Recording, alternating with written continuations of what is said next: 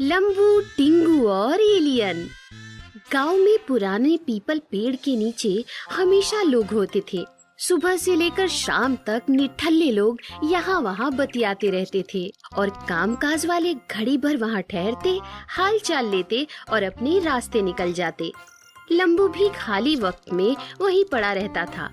आज सुबह से ही किसी ने दूसरी दुनिया के बारे में बात छेड़ दी थी और उसे लेकर लोग बड़ी बड़ी हाके जा रहे थे। अरे सुना है अमेरिका में रात के वक्त ऐसे प्लेन के जैसे कुछ दिखाई देता है, क्या कहते हैं उसे?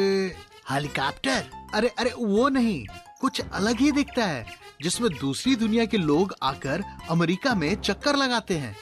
उसे कहते हैं एलियन कहते हैं। लंबू की आवाज आई और सभी लोगों ने मुड़कर लंबू का स्वागत किया। अरे आवा लंबू भैया, तुम्हारा इंतजार था, कैसे हो? अरे हम तो भैया बढ़िया हैं, तुम बताओ। बस यही किसान भैया को एलियन के बारे में बता रहे थे। लंबू के आते ही एलियन और दूसरी दुनिया वाली बातों ने जोर पकड़ लिया। हाँ तो किशन क्या कह रहे थे?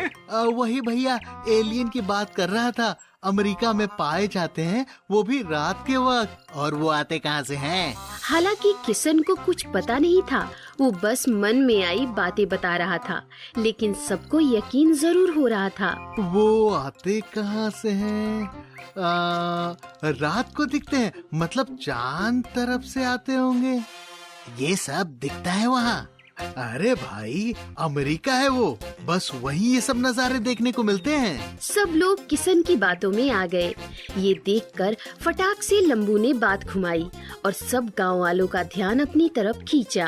कौन कहता है एलियन बस अमेरिका में दिखाई देते हैं? अरे हमारे भारत में भी दिखाई देते हैं एलियन। क्या बात करते हो लंबू भैया? फिर नहीं तो क्या। अरे अपने पड़ोस वाले गांव में एक रात मेरा रुकना हुआ, तो उस गांव में बगल वाली चट्टान पर मैंने देखा एक उड़न तस्तरी। और आगे क्या? रामू ने लंबू की बात काटते हुए पूछा। अबे सुन तो ले बेवकूफ, अब बोलो लंबू भैया। तो मुझे दिखी उड़न तस्तरी। मैं नजदीक गया तो ऐसे अलग दिखने वाले लोग थे, शायद एलियन ही होंगे। अरे कुछ भी क्यों फेंक रहे हो लंबू जी? एलियन बगल वाले गांव में आते तो हमें दिखाई नहीं देते क्या? किशन की बातों ने लंबू के जुबान पर जैसे ताला ही लगा दिया। अब लंबू के सामने सवाल था, अब बोले तो बोले क्या? लोगों की कानाफूसी शुरू हो गई थी। कोई छुप छुप के हंसने लगा था।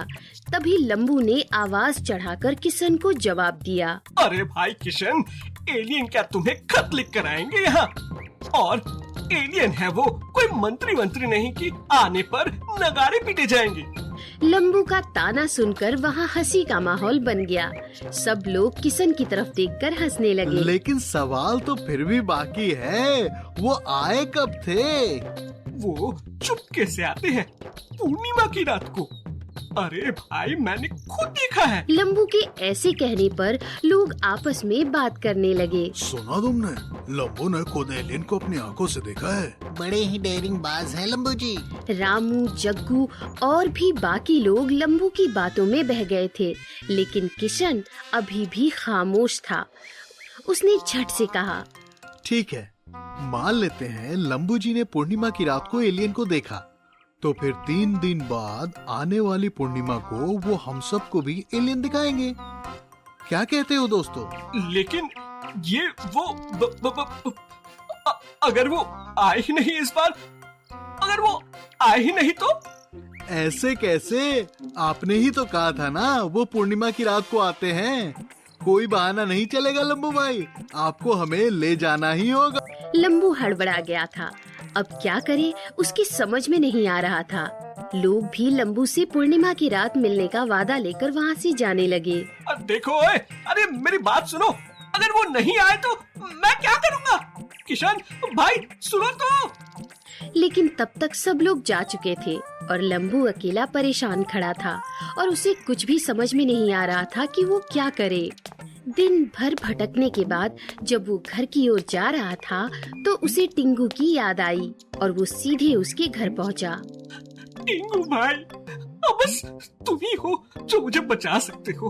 अगर तुमने कुछ हल नहीं निकाला तो मेरी सारे गांव के सामने नाक कट जाएगी।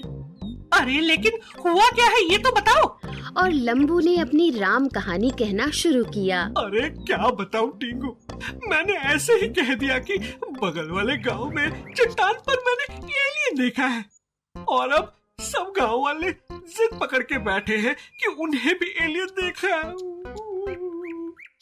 ये सुनकर टिंगू जोर जोर से हंसने लगा। अब ये कैसे मुमकिन है लंबू? फेंकते वक्त जरा मर्यादा तो समझा करो। गलती हो गई मुझसे, आगे से ऐसा नहीं करूंगा, बस इस बार बचा लो। टिंगू ने थोड़ी देर सोचा और लंबू से कहा, देखो ये इतना भी मुश्किल नहीं है, बस तुम्हें खबरदारी लेनी होगी। मतलब मैं समझा नहीं। देखो मैं कुछ पत्ते वगैरह शरीर पर चिपका कर एलियन की तरह बनकर वहाँ पहुँच जाऊंगा, बस लोगों को मुझसे दूर रखना होगा तुम्हें। लेकिन लोगों को तो पता चल जाएगा ना। कैसे पता चलेगी? उन्होंने कहाँ एलियन देखा है? टिंगू की बातें सुनकर लंबू की सांस में सांस आई और वो टेंशन फ्री हो गया। लेकिन उन दोनों की बातें खिड़की से किशन छुप छुप कर सुन रहा था। अच्छा जी, तो ये प्लान है इनका।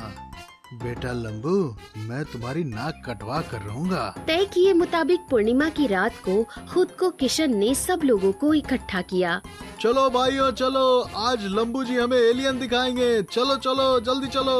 अरे हम तो दोपहर से तैयार हैं। मैंने भी सारे काम निपटा लिए हैं, बस अब लंबू भाई के आने की देरी है। लंबू टिंगू के घर से होकर आया। उसने खुद टिंगू को एलियन के जैसे तैयार किया और चट्टान पर आने को कहा। टिंगू भाई, अब मैं चलता हूँ, तुम बस पहुँच जाना ठीक से। तुम बेफिक्र रहो, मैं आ जाऊंगा। लंबू वहाँ से सीधा जहाँ लोग इकट्ठा हो गए थे वहाँ पहुँचा। अरे वो देखो, लंबू भाई आ गए, चलो चलते हैं। सब लोग चट्टान पर पहुँच गए थे और किशन भी दौड़ते दौड़ते आ गया। उनके आने की थोड़ी देर बाद पता नहीं कहां से अचानक बादल घिर कर आए और जोर जोर से बिजली कड़की। सभी लोग डर के मारे छुप गए। अरे अब बारिश आ गई तो टिंगू पहुंचेगा कैसे? अब क्या करूं? तभी रामू चिल्लाया, अरे देखो कोई हमारी तरफ आ रहा है, शायद एलियन है। सभी बाहर आए तो देखा एक विचित्र दिखने वाला बड़ी बड़ी आंखों वाला एलियन खड़ा था। वो कुछ देर खड़ा रहा, उसने लंबू की तरफ देखकर हाथ हिलाया और फिर से जंगल में भाग गया। सब लोग लौट आए। दूसरे दिन गांव में बस लंबू की चर्चा थी और किशन का मुंह उतरा हुआ था। लंबू टिंगू का शुक्रिया अदा करने के लिए उसके घर गया। बहुत बहुत धन्यवाद टिंगू भाई, तुम थे इसलिए मेरी इज्जत बच गई गांव में। अरे मैंने क्या किया? मैं तो खुद परेशान था। जैसे ही मैं उस चट्टान की तरफ आने के लिए निकला तो उस किशन ने मुझे घर के अंदर बंद कर दिया था। मतलब तुम चट्टान पर रात को आए ही नहीं? नहीं, वही तो मैं कह रहा हूँ, वहाँ कौन आया था? दोनों सोच में पड़ गए। रात को चट्टान पर अगर वो तुम नहीं थे तो क्या चट्टान पर सच में एलियन आया था? दोनों अचंभित हो जाते और सीधा उस चट्टान की तरफ भागने लगते हैं।